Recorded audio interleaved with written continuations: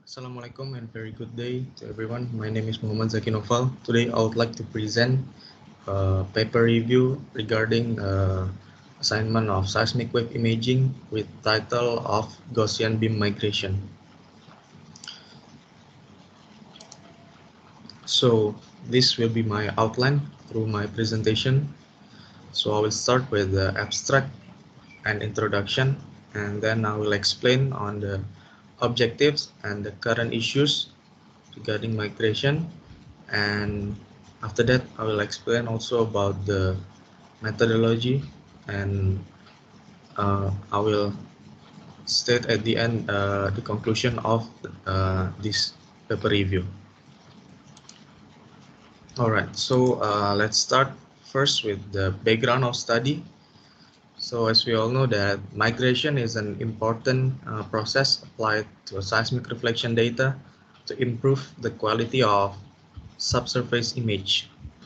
And the option of the migration algorithm is greatly influenced by the geological complexities of the survey area itself, and also the particular structural and lateral velocity variations.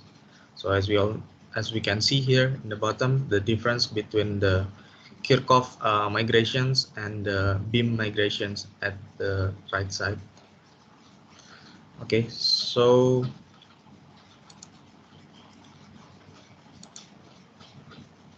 why we're using a Gaussian beam migration? There are three specific key points here. Gaussian beam of seismic propagation can be reliable when there are lateral variation in seismic velocities. And the second point is that the Gaussian beam migration method has advantages for imaging the complex subsurface structures. And the last one is that Gaussian beam migration has guaranteed regular behavior at caustics and shadows during the process. So this is the Kirchhoff migrations workflows that have been developed earlier compared to Gaussian beam migration.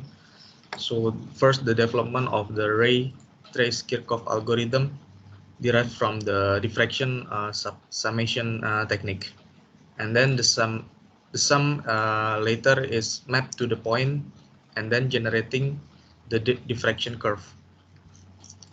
So it can generate the hyperbola summation method as shown in the picture at the right side, so that the velocity function used to compute the travel time trajectory is the root mean square velocity at the apex of hyperbola during the time zero, with assumption horizontally layered velocity model.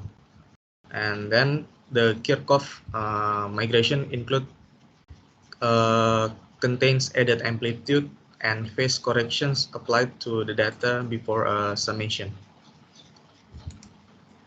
And after that, Kirchhoff migration also associated with the waveform along the diffraction hyperbola. So the corrections applied pre-summation before doing the Kirchhoff migrations, there are three, which are the oblicity factor, spherical spreading factor, and wavelet shaping factor. That these three aspects are influenced during the Kirchhoff migration process. So the objectives of this paper review is that to apply a new method that can adapt to complex structures imaging, and to improve the signal to noise ratio and preserve steep dips reflector. So what is the current issues generally in the migrating in the seismic wave imaging? So the Kirchhoff integral produce rapidly varying unbounded amplitudes near caustics where there is a complex velocity subsurface structure. And the second one is that migrating with limited aperture in Kirchhoff migration can result in reduced quality of fault imaging. So this Gaussian beam migration is trying to overcome this problem.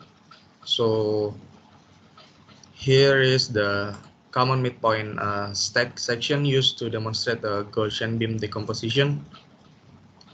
And after that, this is the snapshot during time 0 of the wave field form about one ray path.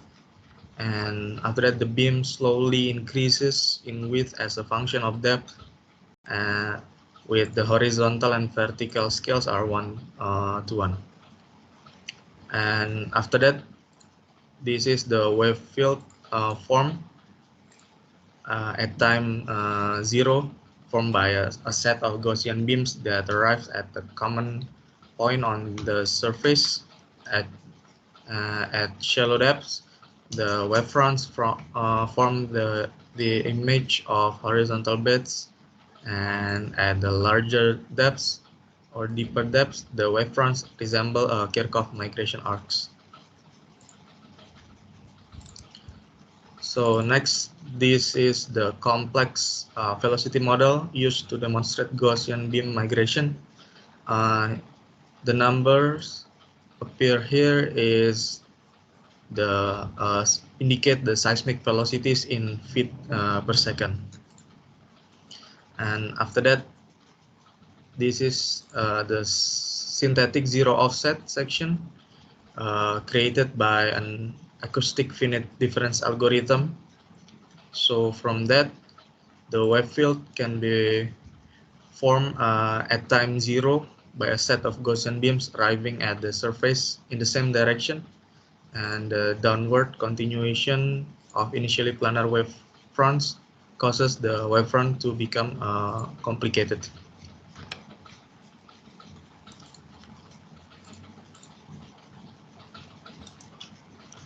So from there, this is the wave field, and this is the Gaussian beam depth migration of the data in the previous figure, with the beam width parameter was 725 feet or 221 meters. So from that, these are the two results from migrating data with different values of beam width parameter. So the top one is having the 250 feet, and the lower figure shows at the 1000 feet. So with that, the conclusion of this new methodology of Gaussian beam is that Gaussian beam is an approximate high frequency asymptotic solution of the wave equation in vicinity of the central ray. And by using Gaussian beams, it can simulate the wave field is more accurate and stable. And the last one, Gaussian beam has the advantages compared to Kirchhoff migration, such as efficiency and steep deep imaging. And in addition, it can easily address the problem of multipathing rifles.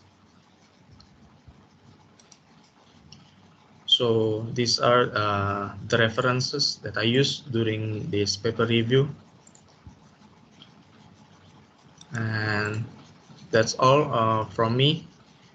My review about the Gaussian beam method in migration.